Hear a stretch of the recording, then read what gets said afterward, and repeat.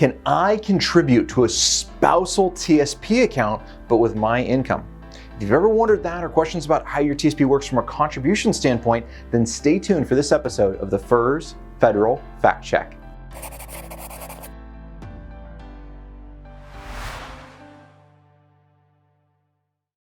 Today we have a question from Jackie, and Jackie writes in and says, I stumbled across your podcast and the information is gold. Jackie, thank you so much. Tammy and I have a great time going through it. If you haven't listened to the podcast, then it's called the Plan Your Federal Retirement Podcast. You can find it on our website or on iTunes. Go ahead and grab that.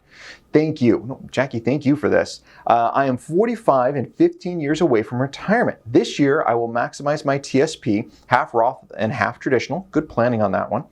I can contribute to Can I contribute to a spousal IRA within the TSP? My spouse works part-time and is not able to contribute. Jackie, what a great question. I love that you're thinking about this in advance, especially mid-career, right? There's so many opportunities that you have. And then how do we push this? And I love you're thinking about that max contribution for your spouse as well. So let's think about how that it works.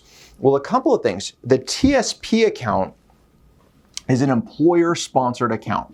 What that means is an employer-sponsored account, so it's only for the employee that can contribute. So you can put your maximum dollar amount into that TSP account, and when you're eligible for a catch-up at 50 years young, you can put a little bit more in, but you cannot make a contribution for your spouse inside of your TSP. Now, if your spouse is also a federal employee, kind of a dual fed, and is eligible for the TSP, you could maybe, they could increase their contribution to the TSP, but you yourself cannot use your wages for anyone else's TSP account, including a spouse. So what are your other options? Well, you have IRA accounts, which you'd kind of alluded to. So in an IRA account, you are always eligible to make an IRA contribution as long as you have earned income and you're under 72 years young, which you are. You have earned income, you're under 72 years young.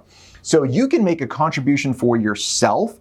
You can also make a spousal IRA contribution as well, even if your spouse is working part-time, because this is money that comes out of your checkbook. You could open up an IRA for your spouse. Well, they would have to sign it to open it up, just to be clear. They could open an IRA, but you could write the check and you could fund that every single year for them. So this could be an option for you, is to make sure you're taking advantage of that spousal IRA option and being able to fund it. But from your TSP, all you can put in is your money into your TSP account because it is an employer-sponsored plan. Other things to think about, if you've maxed out this IRA option, you're like, you know what, I'm thinking about doing a little bit more. Great, create an after-tax account. This could be just a traditional brokerage account. Maybe it's a joint account with the two of you on it, and you could use that for investments. No, we're not getting any tax-deferred savings in there, but we're getting some capital gains tax treatment, which are actually kind of nice. And it gives you a little bit more diversification. So you have other options besides not doing anything, but I really appreciate that question. If you have questions about your situation, where do you fund money? How do you build assets for retirement? Then submit them. Leave a comment below. We love hearing the comments and the feedback, and maybe your question will be featured in the next FERS Federal Fact Check. Happy planning.